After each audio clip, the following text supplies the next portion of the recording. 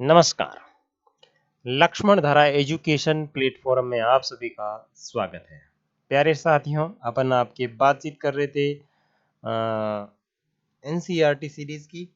NCERT series के अंदर 7th class के भूगोल विषय के अपन notes and one liner GK की क्लास पूरी कंप्लीट कर चुके। सारी की सारी वीडियो मैंने रिकॉर्डेड वीडियो यूट्यूब की प्लेलिस्ट के अंदर अपलोड कर दी है और उनकी पीडीएफ भी मैंने मेरी वेबसाइट पर शेयर कर दी है। अब आपके 7th क्लास के अंदर एमसीक्यू क्लासें चल रही है जो आपके धीरे धीरे यूट्यूब के ऊपर अपलोड हो रही है। तो आप जैसे ही अपनी वन लाइनर एंड वो नोट्स वाली क्लासें पूरी देख लोगे तो आपको एमसीक्यू क्लासें भी देखने को मिल जाएगी। अभी मैं आपकी बातचीत करूंगा NCERT one liner notes and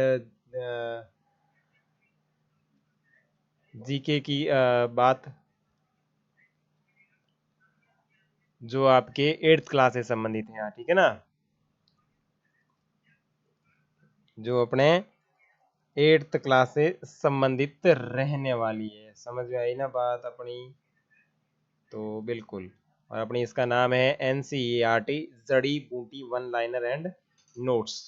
और जैसा कि आपको इसका होम पेज दिख रहा है, कक्षा 8 सामाजिक विज्ञान की बुक जिसका नाम है संसाधन एवं विकास, जिसको अपन भूगोल के नाम में जानते हैं। और इसका अध्ययनवार लाइनर्स वन लाइनर्स के रूप में संकलन देखने को मिलेगा। 2023-24 के 4 ऑल एग्जाम के लिए इम्पोर्टेंट रहेगी, जिसको डिजाइन किया गया है लक्ष्मण धारा एजुकेशन प्लेटफॉर्म के द्वारा।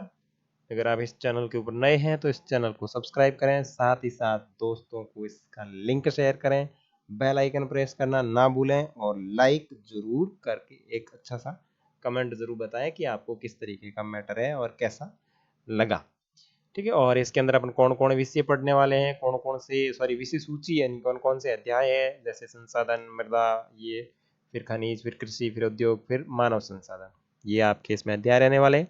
और पहले अध्याय से संबंधित notes and one liner GK के क्वेश्चनों की बातचीत आज अपन इस क्लास के माध्यम से करने वाले हैं। तो करें शुरू। तो पेन कनेक्ट कर लेते हैं। ओके, ये रख लेते हैं। हेलो सर, हो गया? ओके, बिल्कुल सही तरीके से हो गया। तो भाई पाठ का नाम है संसाधन। और संसाधन की परिभाषा बताऊंगी। वैसे तो आप लोग संसाधन की परिभाषा जानते होंगे, वैसे सामान्य परिभाषा मैंने यहाँ पे लिख रखी है। संसाधन क्या है? प्रत्येक वस्तु जिसका उपयोग आवश्यकता को पूरा करने के लिए किया जाता है वह संसाधन है। तो परिभाषा है आपकी 8वीं क्लास के अकॉर्डिंग। अब मैं मेरे अकॉर्डिंग बताता हूँ। वे वस्तुएं की, भाई साहब एडी राइटिंग है कि बकवास राइटिंग किया काम चाल सी भाई।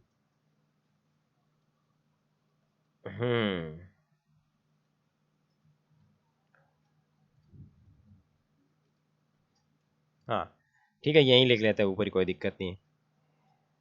वे वस्तुएं जो प्रत्यक्ष व अप्रत्यक्ष रूप से हमारी आवश्यकता की पूर्ति करती हैं उसे संसाधन कहते हैं। हो गया मामला सेट? समझ में आ गया? आप अपने अकॉर्डिंग ये परिभाषा याद रखेंगे। वे वस्तुएं जो प्रत्यक्ष व अप्रत्यक्ष रूप से हमारी आवश्यकता की पूर्ति करती है या मानव की आवश्यकता की पूर्ति करती है उसे संसाधन कहते हैं, ठीक है। और नॉर्मली याद रखें तो प्रत्येक वस्तु जिसका उपयोग आवश्यकता की पूर्ति करने हेतु किया जाता है उसे संसाधन कहते हैं। और एक वस्तु अथवा पदार्थ की उपयोगिता अथवा प्रायोजकता क्षमता के यानी प्रायोजकता उसकी उसे एक संसाधन बनाती है। देखो ये लाइन कितनी मस्त है कि एक वस्तु अथवा पदार्थ की उपयोगिता, क्या चीज? उसकी उपयोगिता तथा उसकी प्रायोजकता यानी उसको कितनी बार आप यूज ले सकते हो, वही उसको एक संसाधन बनाती है।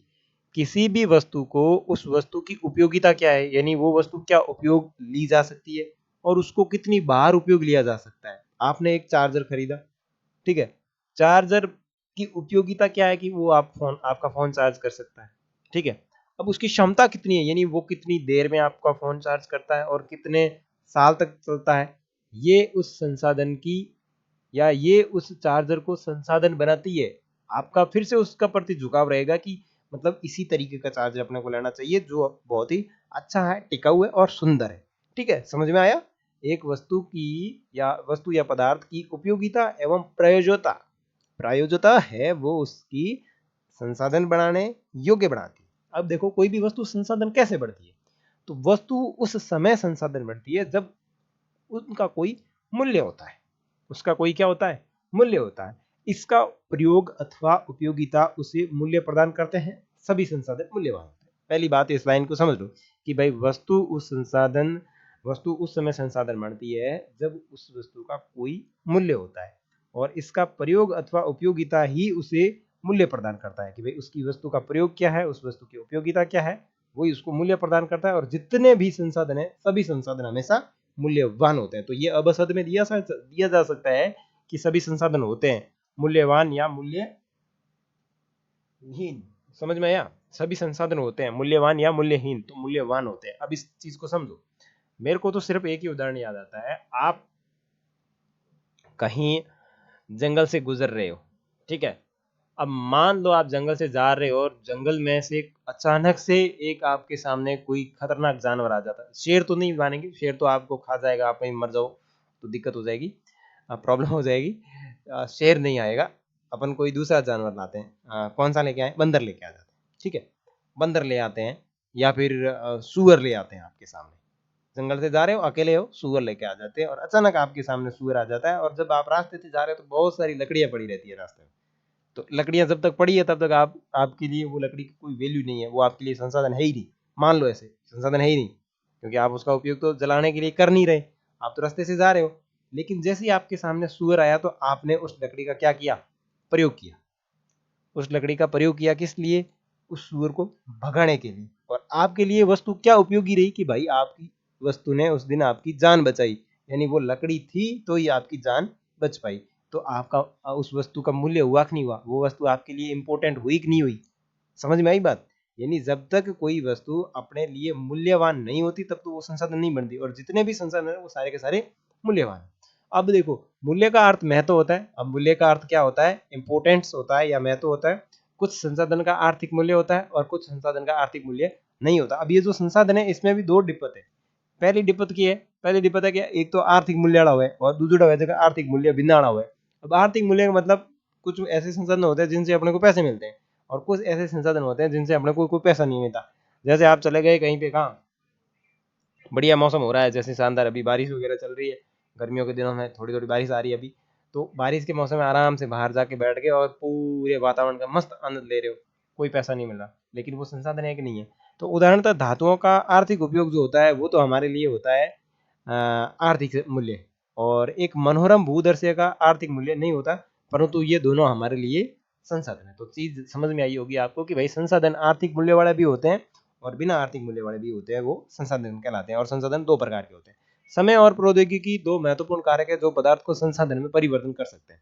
देखो अब समय और technology, time and technology are two most fact है जो भी किसी भी रिसोर्सेज को क्या कर सकती है, उसको किसी भी जो पदार्थ है उसको संसाधन यानी उसको रिसोर्सेज में परिवर्तित कर सकती है। आई एम अंग्रेजी बोलता, ठीक है। टाइम एंड टेक्नोलॉजी है वो दो इंपॉर्टेंट फैक्ट है, टाइम एंड टेक्नोलॉजी, जो किसी भी पदार्थ को संसाधन में परिवर्तित कर सकती है। अब इसके बाद में आगे पेटेंट क्या होता है, और ये सारे के सारे नोट्स आपके इस पुस्तक के पहले अध्याय के अंदर से बिल्कुल बहुत शानदार तरीके से तैयार किया गया है। आपको एनसीईआरटी पढ़ने की जरूरत नहीं है, इनको पढ़ो, प्रिंट निकालो, मस्त आराम से रिवीजन दबाओ, कोई दिक्कत की बात नहीं है, पढ़ाई का आनंद लो बस।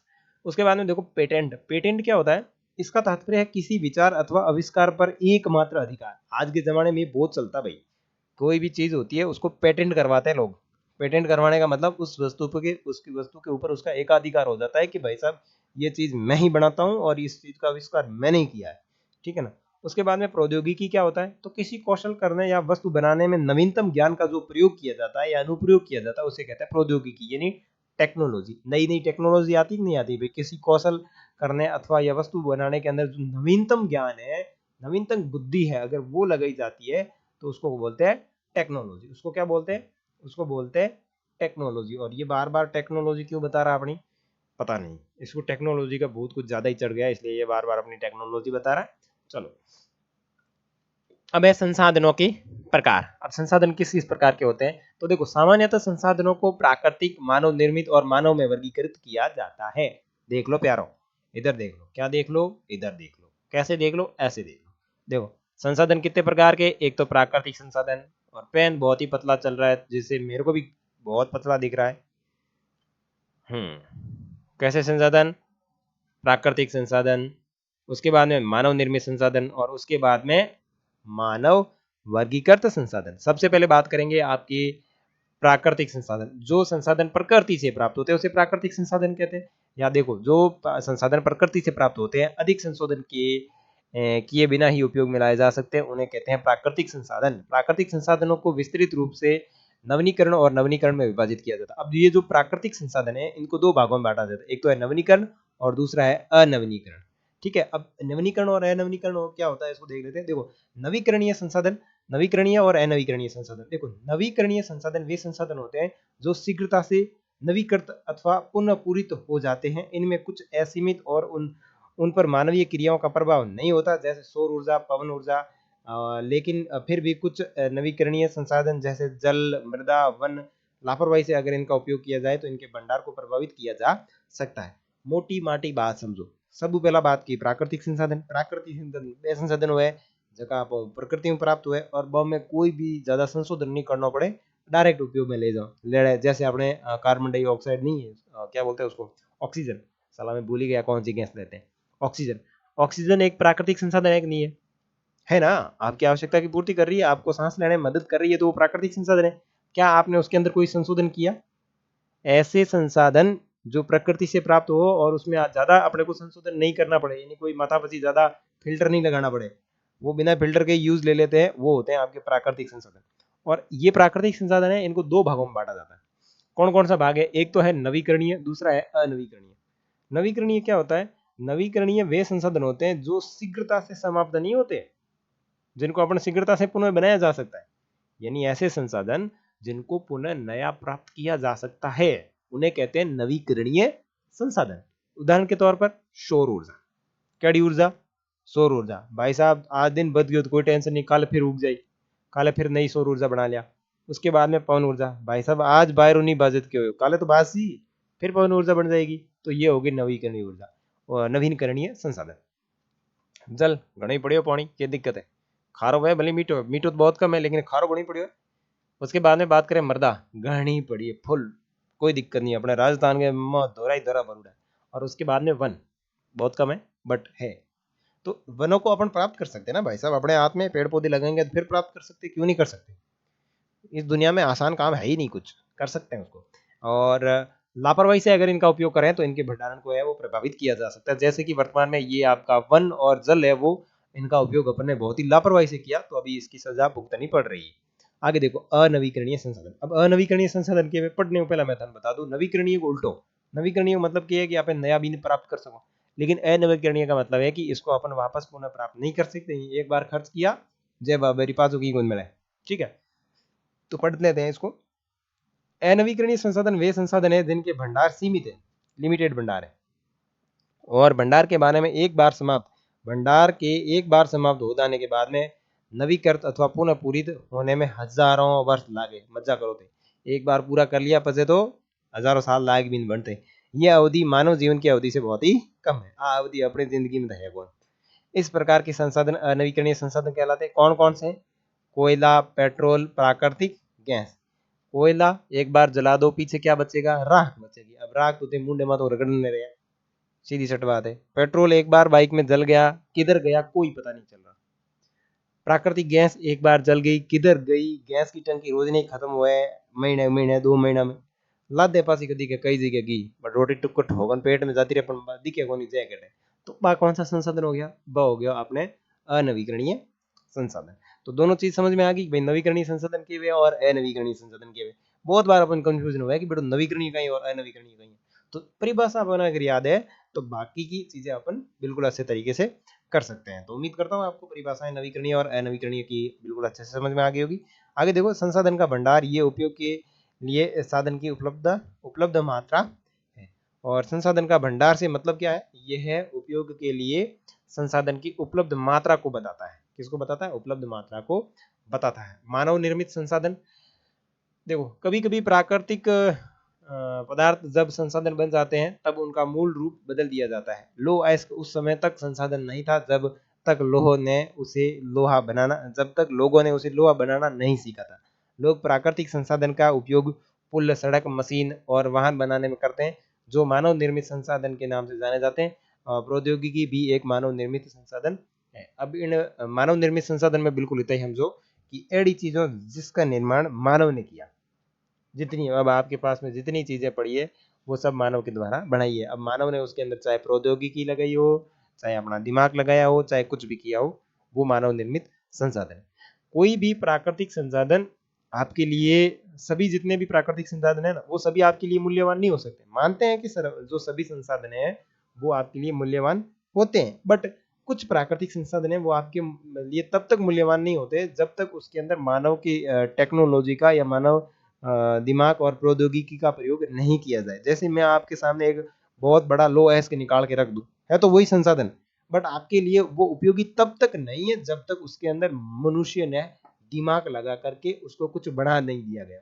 मैं एक मस्त लोग भाटूर निकाल पर गोल दगड़ लान में दुग ले पड़े तू टेबल बना लान में थान टेबल लेवल की गुण बनाई आवे, तो बथार की काम को नहीं, तो वो चीज क्या हो गई, किसी काम की नहीं हुई, तो वो संसाधन है ही नहीं। वो संसाधन तब बनेगी जब उसके अंदर मानव अपना दिमाग लगा करके उससे चाहे टेबल बनाए, चाहे कुर्सी बनाए, चाहे कुछ भी रखने का दरवाजा बनाए, कुछ भी बनाए, तो वो ऐसे ही बनाते ही कौन सा संसाधन बन गया? मानव निर्मित संसाधन बन गया, या फिर इसको कहते हैं कृत्रिम संसाधन। इसको मैं अपन कृत्रिम संसाधन नाम दे सकता हूँ, कृत्रिम। ठीक है, यहां तक समझ में आया। नेक्स्ट देखो, संसाधन का सतर्कता पूर्ण उपयोग करना और उन्हें नवीकरण के लिए समय देना संसाधन संरक्षण। बिल्कुल, संसाधन संरक्षण किसे कहते हैं? संसाधन का सतर्कतापूर्ण यानी बिल्कुल सजग से इसका उपयोग करना और उन्हें नवीकरण के लिए समय देना क्या कहलाता है? संसाधन संरक्षण कहलाता है। भाई उसको टाइमिंग देना सही तरीके से, वो होता है संसाधन संरक्षण। संसाधनों का उपयोग करने की आवश्यकता और भविष्य के लिए उनको संरक्षण में संतुलन बनाए रखना सतत पोषणीय विकास है।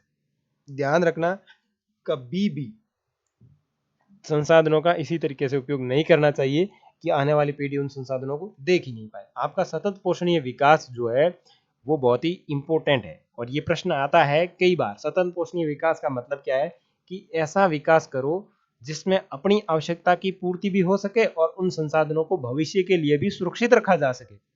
आने वाली पीढ़ी को भी उनको पता रहना चाहिए कि हमारे पूर्वज है वो इस तरह के संसाधनों का उपयोग किया करते थे, और इस तरीके से अगर अपन किसी संसाधन का उपयोग करते हैं तो उसे कहते हैं सतत पोषणीय विकास। सतत पोषणीय विकास संसाधनों का सावधानी पूर्वक उपयोग, ताकि न केवल वर्तमान पीढ़ी की अपितु भावी पीढ़ियां आवश्यकता की भी उससे पूर्ति कर सकती है या पूर्ति होती रहे। इस तरीके का विकास करना ही क्या कहलाता है? सतत पोषणीय विकास कहलाता है। तो पाठ के अंदर से बनने वाले महत्वपूर्ण अपने जो जीके के नोट्स थे वो तो अपन ने सब देख लिए। अब इस पाठ के अंदर से कौन कौन से अन्य महत्वपूर्ण अभ्यास प्रश्न बनते हैं उनकी क्या कर लेते हैं, बातचीत कर लेते हैं। ठीक है, तो देखो, अगर वीडियो क्या बोलते हैं अच्छा लग रहा है, पढ़ाई मस्त मजेदार लग रही है, तो लाइक जरूर करें, और चैनल को अभी तक सब्सक्राइब नहीं किया तो बिल्कुल सब्सक्राइब कर लें, क्योंकि इसी तरीके से इसी अंदाज में अपन सारी एनसीईआरटी क्लियर करने वाली हैं जो अपने सभी एग्जामों के लिए दे दनादन साबित होती है। देखो, निम्नलिखित में से कौन सा संसाधन को निर्धारित नहीं करता? तो देखो, उपयोगिता निर्धारित करती है, मूल्य निर्धारित करता है, लेकिन मात्रा निर्धारित नहीं करती। ठीक है, निम्नलिखित में से कौन सा मानव निर्मित संसाधन है? तो कैंसर उपाय की औषधि मानव निर्मित संसाधन है, झरना प्राकृतिक संसाधन है, उष्णकटिबंधीय वन प्राकृतिक संसाधन है। कथन पूरा कीजिए। अनवनीकरण संसाधन, अनवनीकरण संसाधन जो होते हैं वो सीमित भंडार वाले होते हैं। भाई साहब, इसके अंदर आपका क ऑप्शन राइट है। ओके, तो ये तो आपके इसकी बुक के हो गए। अब अपन ने जो बनाए उनकी बात कर लेते हैं। देखो, प्रत्येक वस्तु जिसका प्रयोग आवश्यकता को पूरा करने में किया जाता है उसको क्या कहते हैं? उसको कहते हैं संसाधन। किसी विचार अथवा आविष्कार पर एकाधिकार प्राप्त कर लेना क्या कहलाता है? पेटेंट कहलाता है। कौशल करने अथवा वस्तु बनाने का नवीनतम ज्ञान क्या कहलाता है? टेक्नोलॉजी अर्थात प्रौद्योगिकी कहलाता है। संसाधन कितने प्रकार के होते हैं? तो 3 प्रकार के होते हैं, प्राकृतिक संसाधन, मानव निर्मित संसाधन या फिर कृत्रिम संसाधन, और उसके बाद में जो तीसरा है वो है मानव संसाधन। ठीक है। प्रकृति से बिना अधिक संशोधन के उपयोग में लिए जाने वाले संसाधन क्या कहलाते हैं? तो प्राकृतिक संसाधन कहलाते हैं। और प्राकृतिक संसाधनों को विश्वत रूप से किन प्रकारों में विभक्त किया जाता है? तो नवीनीकरण और अनवीनीकरण में विभक्त किया जाता है। जिन संसाधनों के भंडार सीमित तथा उन्हें नवीनीकृत होने में हजारों साल लग जाते हैं उन्हें क्या कहते हैं? अनवीकरणीय संसाधन कहा जाता है। और जिन संसाधनों को शीघ्र से बनाया व पूरित किया जा सकता है उन संसाधनों को क्या कहते हैं? नवीकरणीय संसाधन कहा जाता है। पवन ऊर्जा, सौर ऊर्जा, बायोमास किस प्रकार की ऊर्जा संसाधन है? तो ये आपके नवीकरणीय ऊर्जा संसाधन है। डीजल, पेट्रोल, प्राकृतिक गैस, कोयला आदि किस प्रकार के संसाधन है? तो ये आपकी अनवीकरणीय संसाधन है क्योंकि इनको अपन पुनः प्राप्त नहीं कर सकते। प्राकृतिक पदार्थों का मूल स्वरूप बदलने से तैयार संसाधन क्या कहलाते हैं? मानव निर्मित संसाधन कहलाते हैं। देखो कितनी मस्त लाइन है कि प्राकृतिक पदार्थों का मूल स्वरूप बदलने से तैयार जो संसाधन होते हैं उनको मानव निर्मित संसाधन कहा जाता है। संसाधनों का सतर्कता पूर्व प्रयोग तथा उन्हें नवीकरण के लिए समय देना क्या कहलाता है? संसाधन संरक्षण कहलाता है। और संसाधनों के उपयोगी आवश्यकता एवं भविष्य के लिए उन्हें संरक्षण कर संतुलित बनाए रखना क्या कहलाता है? सतत पोषणीय विकास कहलाता है। तो ये थे आपके 8th क्लास की ज्योग्राफी के पहले अध्याय से संबंधित महत्वपूर्ण notes and one liner GK जो आपके सभी एग्जाम में महत्वपूर्ण साबित होने वाले थे, जिनका अध्ययन अपन ने अभी कर लिया है।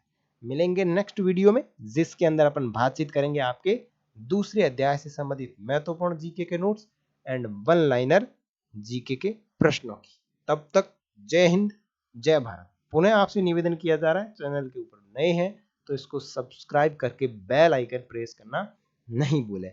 साथ ही साथ इसके कमेंट सेक्शन के अंदर मैं कुछ लिंक प्रोवाइड करूंगा, उनको भी चेक कर लें जो आपके लाभदायक हो। उनके ऊपर जाकर के आप आराम से पढ़ाई कर सकते हैं। और दूसरी बात यह है कि मैं टेलीग्राम का लिंक भी दे दूंगा, वहां से टेलीग्राम को ज्वाइन कर लेना ताकि आपको पीडीएफ की इंफॉर्मेशन मिलती रहेगी। जय हिंद।